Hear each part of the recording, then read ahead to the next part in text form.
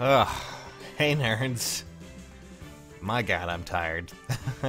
Graveyard shift sucks.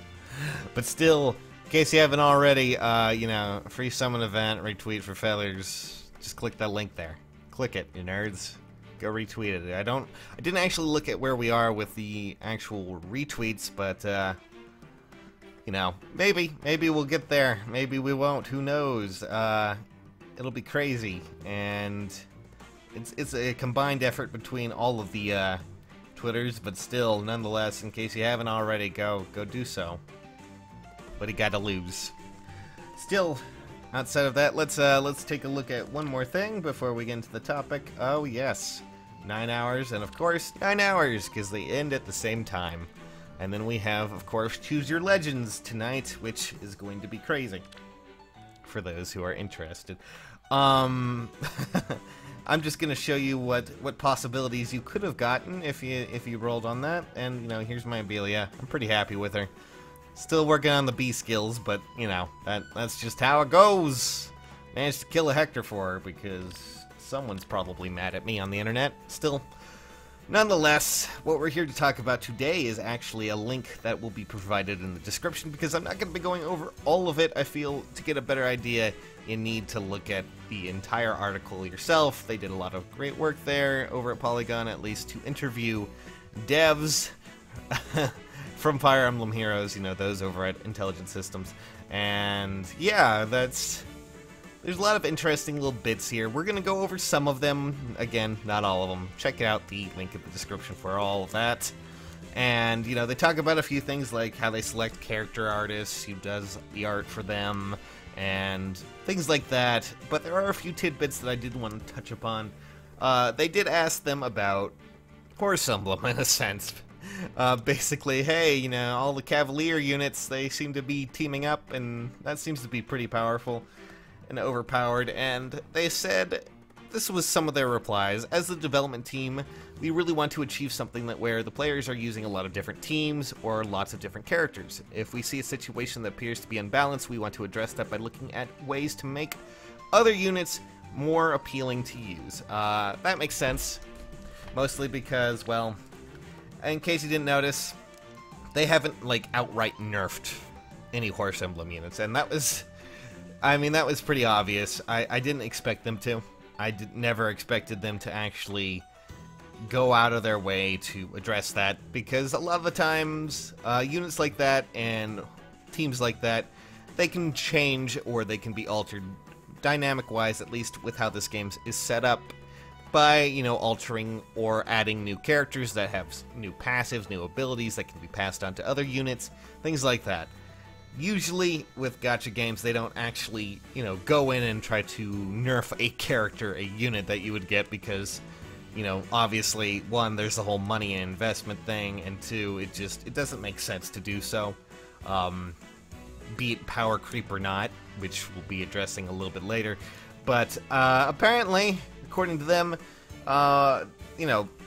Cavalier units are very popular. Cavalier teams, very popular. But it only seems about 20% of the most passionate players are using teams like that. So we feel that the situation where there's a lot of different teams, you can use a lot of different characters, but we'll look at the data as we move forward. So, yeah, that makes a lot of sense. I don't expect everyone to be using Cavalier teams.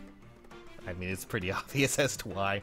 Especially nowadays, now that we have things like Panic Ploy and stuff like that, you can kind of see that Horse Emblem and Blade Tones are starting to kind of wane a little bit, not terribly so. I'm sure if you go into Arena, in some senses, you'll probably find a lot more fun times there with, Cavalier teams, and whales. Don't touch tier 20, guys. Oh my god, that's just, even the whale that I am, I don't touch tier 20 teams most of the time, because a lot of the time I go there, they're plus 10, and it's crazy. Still, that's that's just how it goes. They also touched upon gachapon games and how there's a power creep. And for those who don't know what power creep is, that's basically where newer units get increasingly more powerful as compared to units that were available at launch. they kind of said, of course, power creep is something we're concerned about, but we're taking action to prevent that from happening. I think you'll see some of that in the future updates. Something that they talk about a lot is future updates here, by the way. While I can't go into the future updates what those future updates are at this time, I do want to let you know that we understand that people love Fire Emblem Heroes characters or Fire Emblem characters, and we do want to respect those feelings for those fans towards those characters. So, obviously, I'm a little bit not so certain. I was about to say miffed, but, you know, to say that there isn't a power creep is to kind of ignore a few things, obviously. Because, I mean, we've slowly, gradually got, especially after last trailer, like the last banner that they've introduced, or they're going to introduce. You know, last banner we got Amelia and Tana, who are pretty powerful units, and obviously Amelia has been edging things up, so is Tana, and now we have Choose Your Legends coming out, and those units seem to be exponentially powerful, especially Ike and Lynn, who apparently come with full kits. Granted, you know, special occasion, special units. That's still technically a power creep, however, and that does mean that eventually, I mean, thankfully, Heroes has kind of avoided a lot of the, you know, archetypal power creep that comes with a lot of these things, because generally what happens is, you know, they just introduce, a lot of gacha games just introduce new characters, and they're, you know, powerful, and they're a lot better than the other units that used to be there. But Heroes has kind of avoided that by just adding things like skill inheritance and things, you know, that let other characters who have the stats shine a little bit better than, say, certain other characters. So, all in all, I can kind of get the idea of what they're talking about. You know, but they basically say people want to keep using the characters they love, so I think going forward, of course, you'll see some characters that are really strong, but you'll still be able to use the characters you have from the beginning that you really love. As a side note, I'm a huge fan of Ephraim, is what they said, and if I couldn't use him anymore, I'd be really sad. Well, that's a funny story about that. Let me just bust open my catalog of heroes. Yeah. Can I have him, please? He's somewhere around there. I don't know where he is, but he exists. Somewhere. They also talk about... I'm sure that... They also talk about summoning colorless units. I don't want to talk about that one.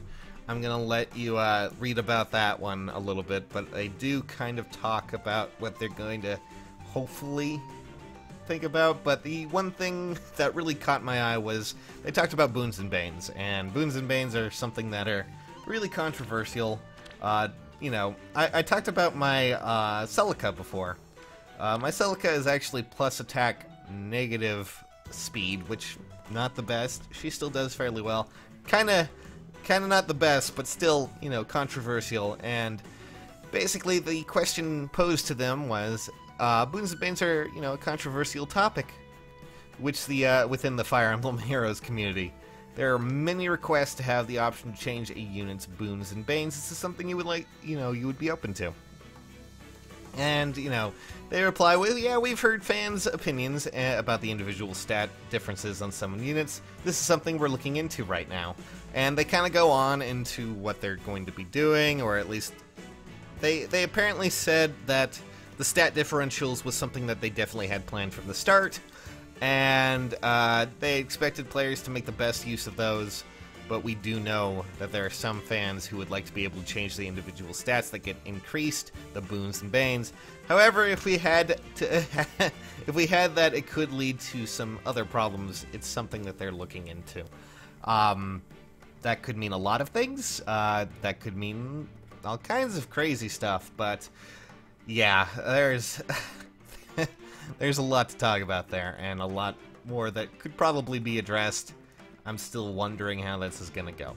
But next up, they actually talked about our good old friends here, the sacred coins that I have not touched in a long time.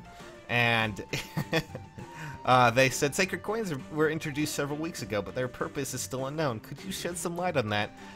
And the reply is, I'll ask you to wait until October. They go a little bit more into that, but they do say that there's no disadvantage to collecting them now. Obviously, there isn't. but apparently October is when we're going to see more about that. And then we also had questions like having your units support each other in conversations, and maybe even have children together has become a major part of Fire Emblem series. A major part of the Fire Emblem series. Talking. Is this something that may come to Heroes? I'll ask you to look forward to that in upcoming updates. Well, we already know a support system is coming, so what more could that be there? What more could happen with the support system? Who knows? We do know that it does exist in the data right now, just a tiny little string in there, but seems we may be getting something cool. As for that, there's a lot more questions here that I don't want to, talk about, because I feel like if you really want to know more about it, go read the article yourself. It's a lot of fun stuff there. Things like who they're choosing for their Choose Your Legends event, like which one of the developers is choosing which. Also things like currency system, like badges, which I know a lot of people were interested about. Also Xander and Camus, where the hell have they been? There's a lot of crazy stuff, so check out the description for that. I'm going to just peace out for now because I am tired. Extremely tired, but really thanks to Polygon for at least taking the time to interview them. I believe Russ Frustick was the person who did the interviewing, so great job on that part. They asked the Reddit community for these questions as well to kind of piece together some things, so really nice of them. For now, I'm going to bed. Catch you guys later. Woo!